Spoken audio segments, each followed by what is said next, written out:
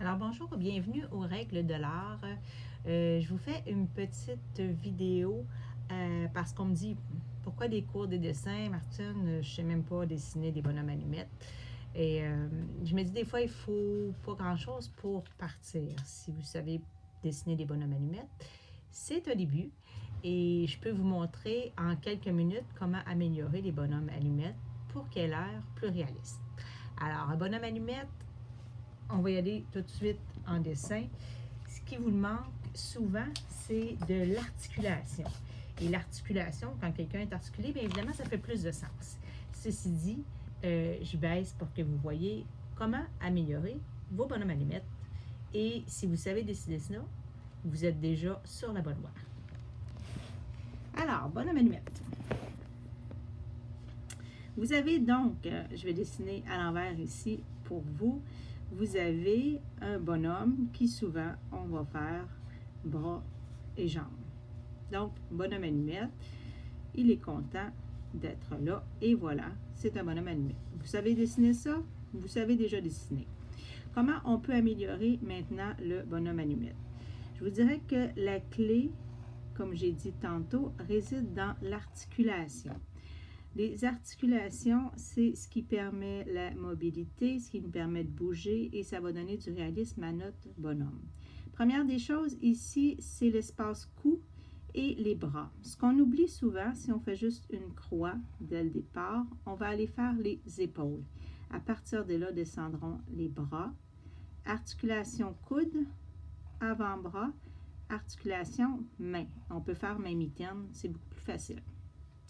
Donc, épaules, on descend articulation coude, on descend articulation poignet et main mitaine pour l'instant. Vous allez me dire, les jambes sont trop courtes? Évidemment. Articulation genou, mollet, articulation cheville, articulation cheville qui amène au pied.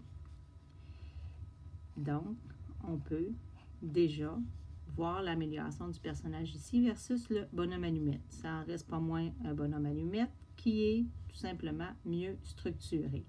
Il est doublement content d'être là.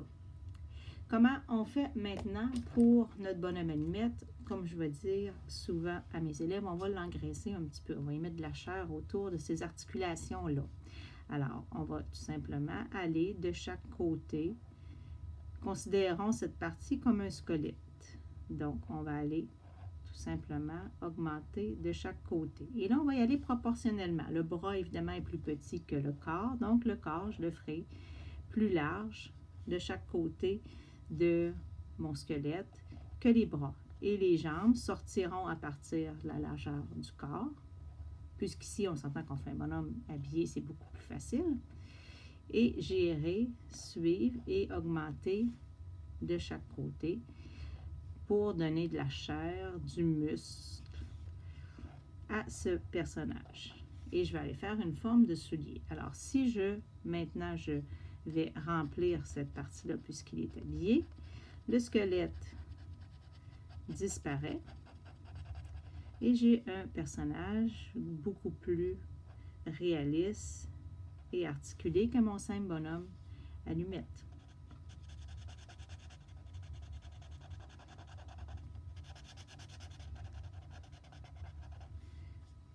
Et là, il a l'air un petit peu chauve, alors on va y faire une petite casquette. Et voilà, j'ai un bonhomme allumette qui vient prendre du volume. C'est correct au départ de laisser une main mitaine. Les mains ne sont pas toujours faciles à faire et la mitaine définit bien la main, en fait. Alors, à partir de là, on a déjà un personnage qui est beaucoup mieux que notre personnage allumette à la base. À partir de ces articulations-là, on peut aller jouer avec les mouvements du personnage. Donc, je commence avec ma croix pour délimiter les épaules. Mon personnage peut être en train de courir. Alors, je vais aller faire le bras, épaule, coude et main mitaine. Je vais envoyer l'autre bras dans le même sens Donc, il peut y avoir ici superposition des mains parce qu'il s'en va d'une même direction. Et mon personnage qui est en train de courir va avoir genoux, mains, cheville, pied. Et l'autre peut être en train de courir et va être plus par en arrière. Si je le grossis, je vais avoir évidemment ce bras-là qui passe devant. Je vais avoir le corps qui passe pareil derrière. Et ici, je vais avoir le bras qui va sortir le côté légèrement caché par la main qui est devant. Donc, je dois tenir compte maintenant de quelle partie cache l'autre. Je peux y faire pas mal n'importe quoi maintenant à mon personnage. Vous voyez, il est parti, il court. C'est toujours de penser maintenant la longueur des articulations qui devrait, vous voyez ici, je l'ai fait un petit peu trop longue parce que je l'ai fait vite, mais on peut toujours rectifier l'articulation pour faire en sorte que notre personnage fait une autre activité. Je parlerai évidemment à un moment donné du visage qui va être un petit peu de côté. Ça, c'est une autre section. Comme les mains, on y reviendra également. Mais mon personnage, à partir de là, je peux lui faire pas mal n'importe quoi. Alors, il s'exclame, il est content, il est dans un stade en train de voir un spectacle.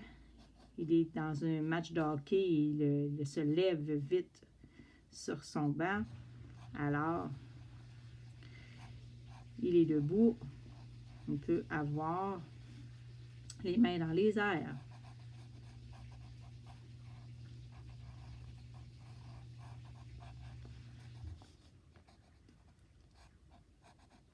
Il est en train de se lever.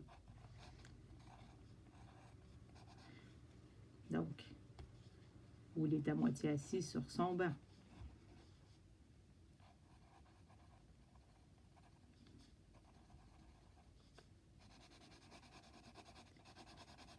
Donc, à partir d'un simple bonhomme allumette, je peux faire des personnages de mieux en mieux construits, tout simplement en rajoutant des portions d'articulation et des portions de jambes ou de bras qui manquent dans notre bonhomme allumette initial. Fait que c'est relativement facile. Ici, en fait, c'est difficile, c'est qu'on ne s'y prend pas de la bonne façon. Fait qu'il faut tout simplement revoir la façon dont on fait les choses pour que ça devienne plus facile. Et si c'est plus facile, bien, c'est plus agréable. Alors, vous pouvez essayer maintenant de faire des dessins de personnages, des bonhommes, allumettes améliorés.